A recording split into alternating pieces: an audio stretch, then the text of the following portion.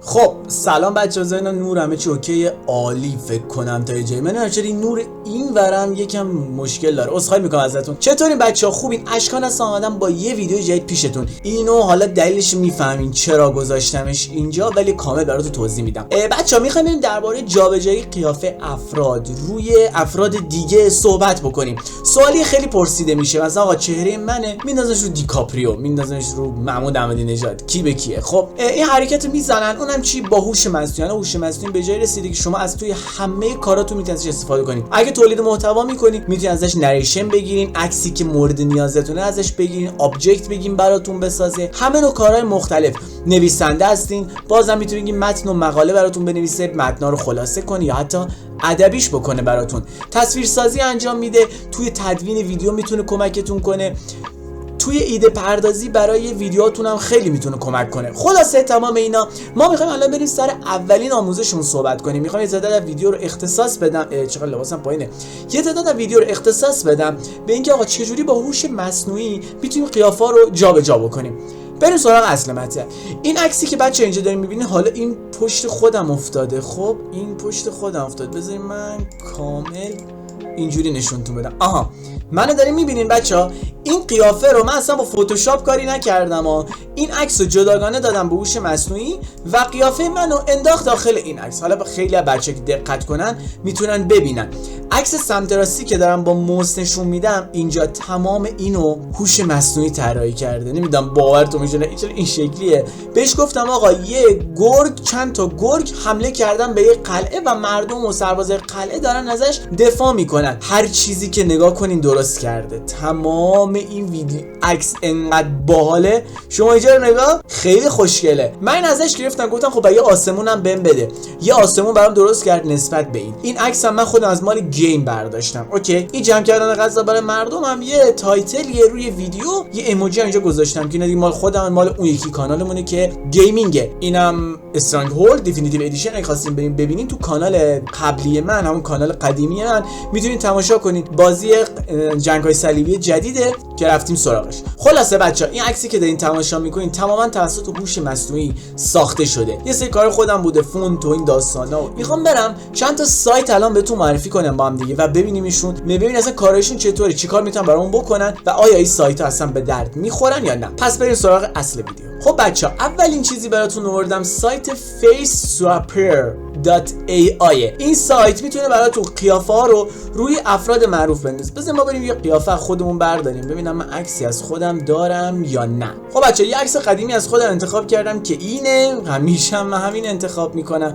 مثلا از همین آدمای اینجاش میشه، از توی عکسایی هم که دارم امکانش هست. این عکس بچه‌ها مال کوروش بود. میخوام ببینم میتونه این قیافه رو برای من اوکی بکنه یا نه. این سایت ها یه مقداری زمان میبرن، یه موقعی هم اصلا انقدر شلوغن که باورتون نمیشه. من بار خودم داخل این سایت کار کردم، یه بار شد یه بار نشد. الان میخوایم با هم تست کنیم ببینیم چقدر دقیق میتونه برامون یه قیافه خیلی خفن رو درست بکنه. ببینین باحاله، کاری ندارم، بعد درست نکرد، یعنی مثل سایت های دیگه نیستا. میبینی یه سری جداسازی خیلی معمولی کرده، مثلا این بغلا زایه از قیافم، اما باحال شده، واقعا باحال شده. مثلا این خال کوروش هم برای من نگه داشته هنوز. یه مقداری میاد ته چهره رو نگه میداره، چهره منو بهش اضافه میکنه. میبینی مثلا من لبخنده اصلا ندارم اینجوری، مثلا سیبیلا ریشامی که اینجوری از ابروها رو ولی نکنیم میفهمیم این عکس قبلا عکس یکی دیگه بوده. این یکی از سایت های خوبه، اگه سایت دیگه کار نکرد براتون میتونین از این استفاده کنید. faceswapper.ai.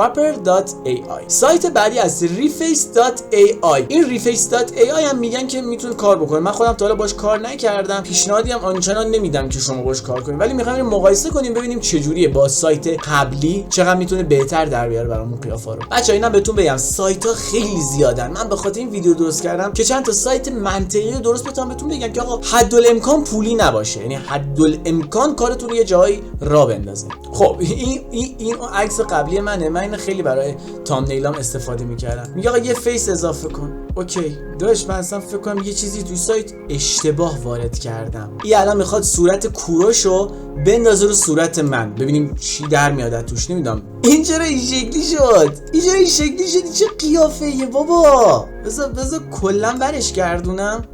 خیلی بد شد. یه عکس جدید، مثلا این عکس. خب بچه آپلودش بزنید چی میشه. میخوام اصلا خیلی زشت شد وای. حالا اد فیس قبلی خودم میخوام میتون جابجا کنه. این سایت خیلی سریع کار میکنه. این چه قیافه ایه؟ این چه قیافه خیلی زشته، چرا این شکلی کرده؟ اصلا این سایت رو بهتون پیشنهاد نمیکنم اصلا. بچا سایت بعدی که داریم اینه artguru.ai. فیس تو اپ نو رو بزنیم ببینیم چی میاره. من قبلا از این استفاده میکردم، فکر کنم محتوای HDش پولی شده، نمیدونم چرا اینجوریه این اتفاقه. ما که عکس‌های دیگه اون انتخاب کردیم، مثلا میخوایم بریم خودمون رو بندازیم روی مردنکبوتی دافولی ببینم چی میشم. جنریتو بزنیم. روزی هم 6 تا تو این سایت میتونین درست کنین، چیزی که تو کردیت بالا برای من نوشته. با ایمیل هم وارد شدم، کار خاصی نداره. داداش این خیلی بال در آورد. چرا من این شکلی شدم؟ اما این بال در آورد، یعنی من بیشتر عکسام همینجوری چی میکنم، اما کیفیت پایینه. HDش HDش کرده پولی. بچه‌ها من قبلا HDش رو پولی نمیخریدم واقعیتش. بچه‌ها این سایت HD شده پولی. اما میبینید که من اینو من کی درست کردم وای. اما میبینید مثلا من بیشتر عکسایی که داشتم و داخل همین سایت درست کردم اونم به صورت HD بودن. اینا خیلی کیفیتشون پایینه، اما بازم بد نیست. نگاه کنید اگه یه جا میخواین کارتون راه بیفته میتونین از این استفاده بکنین. سایت بالی مثلا اینو HD بود اومده پولیش کرده تا ما کار داریم. اوکی. pika_ai.com این یکی از سایتایی که سواب میکنه فیسو. ببینم تستش کنیم چجوری. عکس با لبخند روی اصلا لیستش مشترک نیست با سایت قبلی. مثلا روی این ببینیم چی میشه. این میتونه به ما چی بده یا نه. میتونه به ما ببینیم این عکس HD به ما میده اصلا یا نه. خب بچه‌ها این صورت ما رو جابجا کرد. بالم از خودش کاری ندارم، قیافم بال شده. میخواد HD میتونه به ما بده یا نه. اینم میگه که پلن پول بده بابا. ولی خب بازم ببینین حداقل عکس منو درست کرد. کیفیت عکسم خوب بود. من بازش کردم یه بار چون اینترنت خراب بود، دوباره من داشتم آپلود کنم. کیفیت عکسش واقعا خوب بود. از این pika_ai.com هم میتونین استفاده بکنین. بریم سایت بعدی ببین چیه. vidnose.com هم چه قیافه‌ای تو برای درست کردی. در گزینه اول میگه یه عکس با صورت آپلود کن که این عکس بیسمون، یعنی اون عکسی که میخوایم قیافه بندازیم روش. مثلا استیم که نه، میخوام عکس خودم بودم، میخوام عکس آقا دیکن رو بهش بدم از بازی. اسم بازی چی بود خدایا؟ این تازه ویدیو فیس سواب هم داره. ایول. میگه عکسی که میخوای آقا قیافت باشه. اوکی بازم من این عکس رو بهش میدم. یکم قیافه رو میارم جلوتر. تو عکسم قیافم خیلی جلوتره. بچا این سایت عزیز یه قیافه دیگه هم بهش دادم و هنوز زور میزنه. بیشتر موقع این سایت ها بچا مبناشون بر اینه که شما یه مبلغی رو پرداخت بکنید تا بتونید ازش استفاده بکنید و اینا کاملا طبیعیه. ما تو کشوری هستیم نمیتونیم این سری مبالغ رو پرداخت کنیم. میشه اما هزینه بالایی داره و منطقی نیست که بخوایم بریم به خاطر یه قیافه مثلا مایی $3 پول بدیم. میریم سایت بعدی. من با این واقعا با حال کرد. حالا ترکیبی داد اما طوریش نبود. سایت بعدی که میخوایم بریم deepswap.ai ببینیم برامون چیکار میکنه. اصلا ویدیو رو هم عوض میکنه. آفرین. عکس بهش میدیم. اورجینالی که میخوایم. خب باز میایم اینجا مثلا از این خانم مال GTA VI استفاده میکنیم. من می‌خواستم این تو تامنیل از بیخ پولیه. خب بچه‌ها رسیدیم به آخر ویدیو. 3 تا سایت به اسم faceswapper.ai، pik_ai.com یا سایت artguru.ai. اینا 3 تا سایتن که به خوبی میتونن چهره‌های شما رو جابجا بکنن. اگه دستتون تو فتوشاپ خوب باشه خودتون میتونین این کارو کنین، اما یکم بازم وقت میبره، ولی اینا خیلی سریع و راحت به آدم میدن. حالا اگه کیفیت پایینم بازم میتونین از آموزش‌های بعدی که میذارم توی هوش مصنوعی که چجوری کیفیت عکس‌ها یا ویدیو رو ببرین بالا از اونها استفاده بکنین که آقا این عکس اینجا دانلود کنین ببرین یه جای دیگه کیفیتش رو ببرین بالا. به همین راحتی 2 تا کارو کنار هم انجام بدین، 2 تا هوش مصنوعی مختلف استفاده بکنین.